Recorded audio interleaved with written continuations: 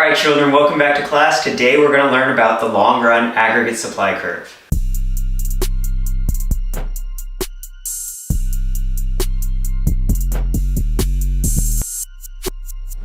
Okay students, welcome back. Today we're going to be picking up where we left off. So we've been talking about aggregate supply and aggregate demand right now. Remember, this is the demand and supply of literally everything in the economy. So our aggregate supply curve is upward sloping because as price level goes up, businesses are going to try to produce more and make as much profit as they can while prices are high. As price level decreases, aggregate demand is going to increase because lower prices get, the more stuff we want to buy. Higher prices get, the less stuff we want to buy. Pretty simple. Remember, aggregate demand is made up of C, I, G, and X. It's going to be your consumer spending, your investment spending, your government spending, and your net exports. Okay, and yesterday we talked about how this is going to be our equilibrium in the aggregate demand, aggregate supply model. So right here, this is our price level, our current price level, which is a measure of inflation. If prices go up, then inflation is increasing. Prices go down, inflation is decreasing, so we're experiencing disinflation. And then right here, we're going to label our equilibrium output as Y1 because this stands for our real national income. Remember, income is Y1. We're measuring changes to the real GDP and our inflation rate. That's what we're measuring here. We're going to keep going on today though, however. From now on, right here, this X is going to be referred to as our short-run equilibrium. This is our short-run equilibrium. That's because this is going to be now called our short-run aggregate supply. It's our aggregate supply in the short run, just currently right now, maybe for like the next month or two. So this is our short-run aggregate supply curve, what we're currently producing. So we're going to call this current output. That is our current output. Okay, so our long run aggregate supply curve is actually going to be a straight up and down line. It's just going to be straight up, and we're going to call this LRAS, aka long run aggregate supply. LRAS, aka long run aggregate supply. And basically what's happening here, this is the amount of stuff, our real GDP, our output, if we're experiencing only the natural rate of unemployment. This F down here, YF, stands for full employment output. Full employment output. This is how much stuff we could make if we're only experiencing the natural rate of unemployment. So this is also, you could also refer to this as our potential real GDP. This is how much we should be able to make if we're only experiencing the natural rate of unemployment and we're at full employment output.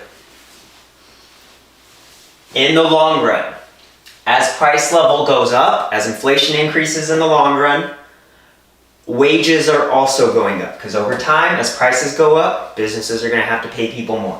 So that's our long run aggregate supply curve. In the long run, prices and wages are fully flexible.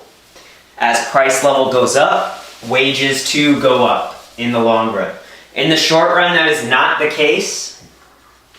In the short run, our short-run aggregate supply curve, that's an R, God, that's terrible.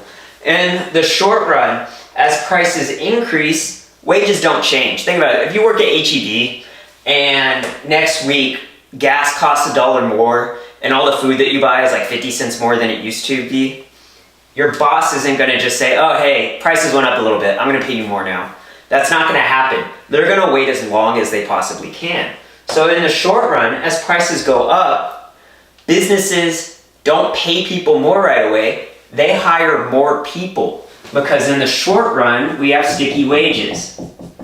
Wages take time to change, so they tend to be sticky. In the short run, they're sticky. They take time to change. They're based on things like contracts with unions and stuff like that. So in the short run, as price level goes up, wages don't change yet. They take like maybe a year to change or more. I mean, the federal minimum wage hasn't changed in 11 years. So as price level goes up, HEB isn't going to pay me more. They're going to hire 3 more people just like me and sell as much stuff as they can while the prices are high and the wages haven't changed. So they're going to sell as much as they can because there's a higher profit to be had. After a while, me and all my friends that work at HEB are going to get cranky and we're going to say, hey, if you don't pay us more, I'm going to go find a different job or quit. So then they decide to raise wages, and then after that, the wages will shift back. Wages increase, short run aggregate supply shifts back to the left, and now prices and wages are higher. And that's why in the long run, prices and wages are fully flexible, because over time, this keeps happening. As prices go up, wages are going to go up with it eventually. All right, so again, in the long run, aggregate supply curve, this represents our output at full employment. That's why the F's there. This is how much we can make if we're experiencing only the natural rate of unemployment. So when we're at full employment, we're in what's called long run equilibrium. Our demand.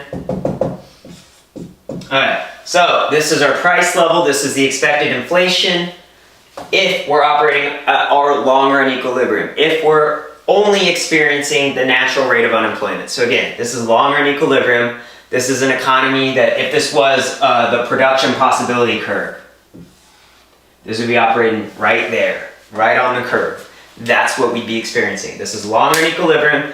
Everything's wonderful. All right, if we are short of our potential real GDP, if we're in long run disequilibrium, if we're short of our potential GDP, we would be making less stuff than we should be able to, and we'd be in what is called a recession.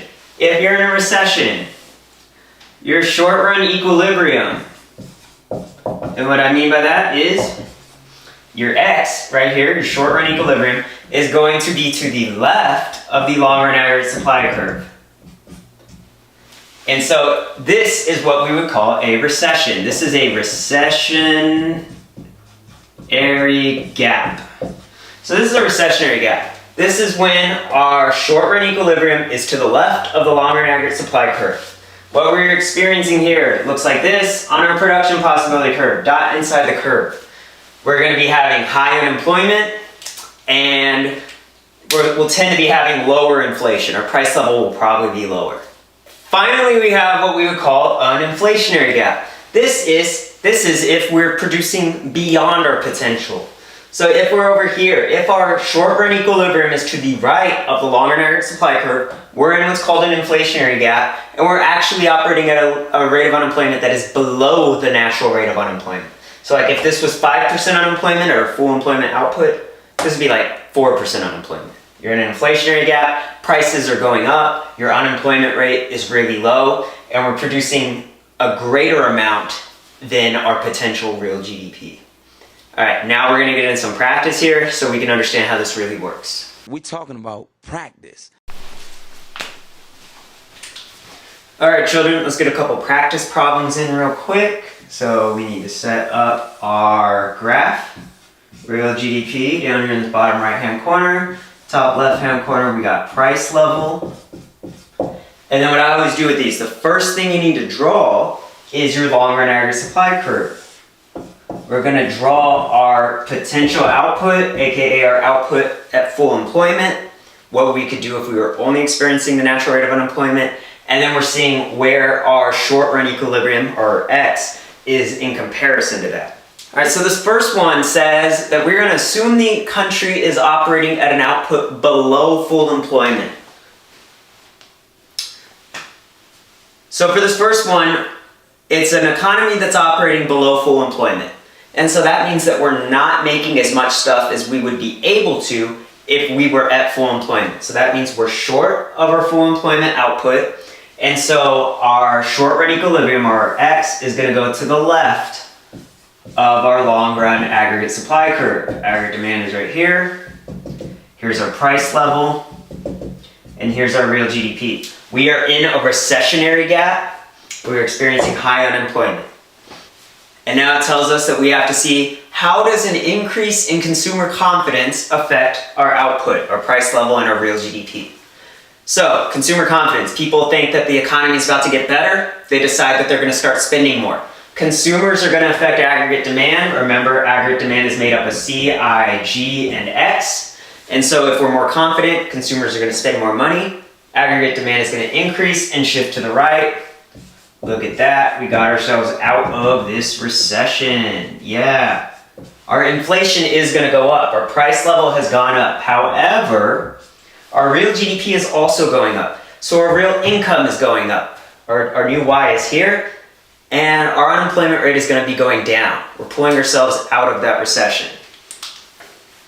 So again, we're always going to start with our long-run aggregate supply curve, and then we can go from there. So we can see, are we short of that? Are we in a recession? Are we beyond full employment? Are we in an inflationary gap? Or are we right perfect in long-run equilibrium? So number 2 says, nope. All right, number 3 says, we're assuming an economy that has an unemployment rate which is below the natural rate of unemployment. So right here, this YF, we're going to pretend that at full employment, or not pretend, but we're going to assume at full employment, we have a 5% unemployment rate. So our natural rate of unemployment is about 5%. If the current rate of unemployment is less than that, well then it's a number less than 5%. Let's say 4%. If we have an unemployment rate that is at 4%, below the natural rate of unemployment, then we are beyond full employment. We are producing a greater amount than our potential real GDP. So our short-run aggregate supply curve, or short-run equilibrium, or X, is going to be to the right of the long-run aggregate supply curve, and we are in what is called an inflationary gap. Here's our price level. Here's our current output. Y1 for our current output, PO1 for our price level. All right, what's going to happen to our output and our price level if the government decides to raise taxes? If the government raises taxes on households, that is going to affect the C in aggregate demand, CIGX, is going to affect consumers. If we raise taxes, consumers will literally have less money to spend.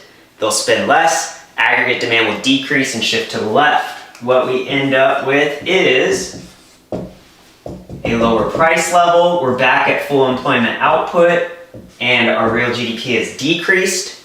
Our unemployment rate has gone up, but we're still operating at the natural rate of unemployment.